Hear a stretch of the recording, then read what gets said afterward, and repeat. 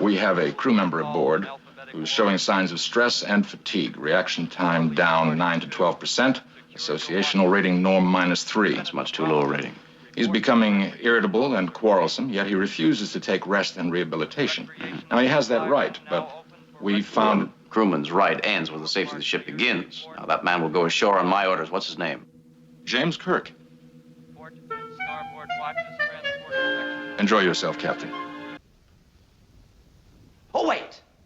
That's the one challenged. I claim the first shot. We shoot together. It's my game and my rules. But if you need to be persuaded...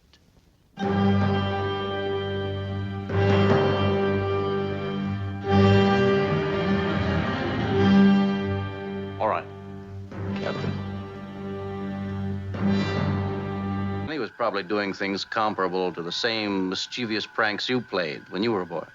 Mischievous pranks, Captain? Yes. Dipping little girls' curls in inkwells, stealing apples from the neighbors' trees, tying cans on... Forgive me, Mr. Spock. I should have known better. I shall be delighted, Captain.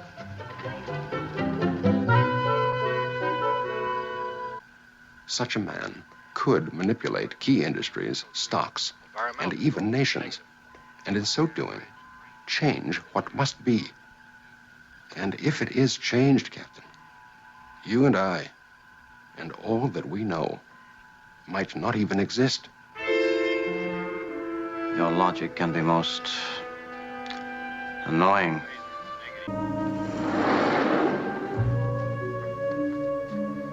Joy to you, friend.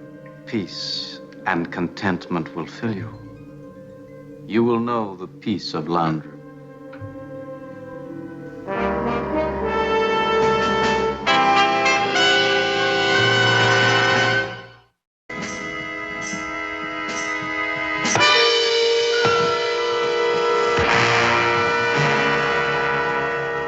Isn't that somewhat old-fashioned?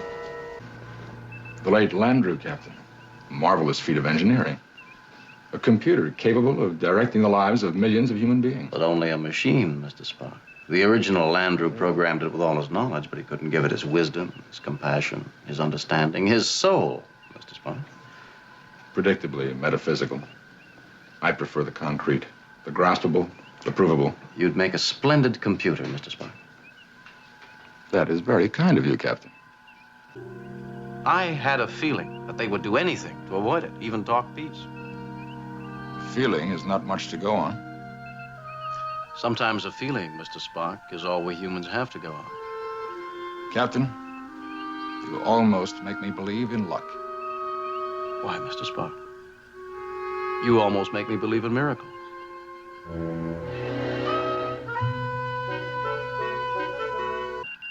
I thought you said it couldn't possibly be an Earth vessel. I understand why it always gives you pleasure to see me proven wrong. An emotional Earth weakness of mine. If you're suggesting this was a penal deportation vessel, you've arrived at a totally illogical conclusion. Oh? Your Earth was on the verge of a dark ages. Whole populations were being bombed out of existence. A group of criminals could have been dealt with far more efficiently than wasting one of their most advanced spaceships. Yes. So much for my theory. I'm still waiting to hear yours. Even a theory requires some facts, Captain. So far, I have none. And that irritates you, Mr. Spock? Irritation? Yeah. I'm not capable of that emotion. My apologies, Mr. Spock. Spock! Yes, what did you want? Spock, is that you? Yes, Captain, what did you want? Where are you? I don't believe I want to tell you. Spock, I don't know what you think you're doing, but this is an order. Report back to me at the settlement in 10 minutes. We're evacuating all colonists to Starbase 27. No, I don't think so. You don't think so what? I don't think so, sir.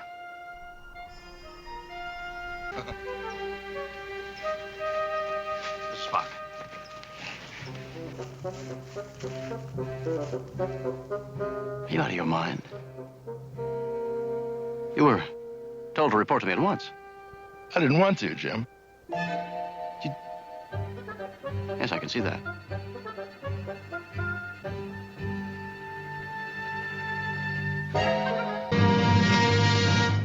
All right, you mutinous, disloyal, computerized half-breed. We'll see about you deserting my ship.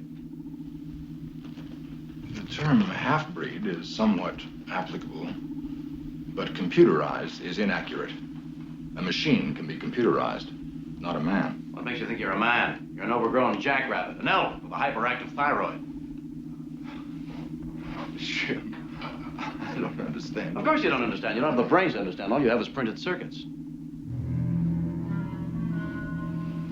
Captain, if you'll excuse me. What can you expect from a simpering, devil-eared freak whose father was a computer and his mother an encyclopedia? My mother was a teacher. My father, an ambassador. Your father was a computer, like his son. An ambassador from a planet of traitors. The Vulcan never lived who had an ounce of integrity. Captain, please don't. You're a traitor from a race of traitors. Disloyal to the core. Rotten like the rest of your subhuman race. And you've got the gall to make love to that girl. That's enough. Does she know what she's getting, Spock? A carcass full of memory banks who should be squatting on a mushroom instead of passing himself off as a man. You belong in a circus, Spock, not a starship. Right next to the dog-faced boy.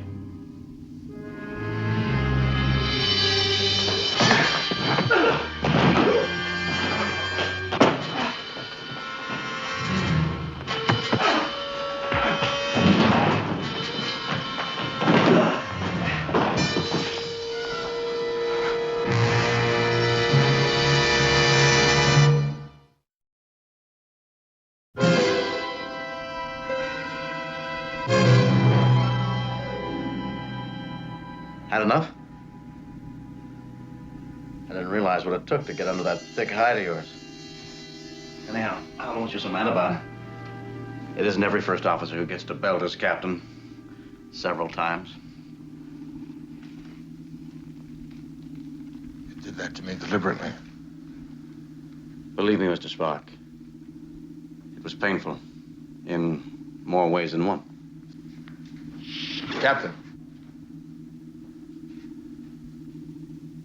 Striking a fellow officer is a court-martial offense. Well, if we're both in the brig, who's going to build the subsonic transmitter? That is quite logical, Captain. I can't lose you now, Mr. Spock. I can't. I have a responsibility to this ship, to that man on the bridge. I am what I am, Layla. And if there are self-made purgatories, then we all have to live in them. Mine can be no worse than someone else's.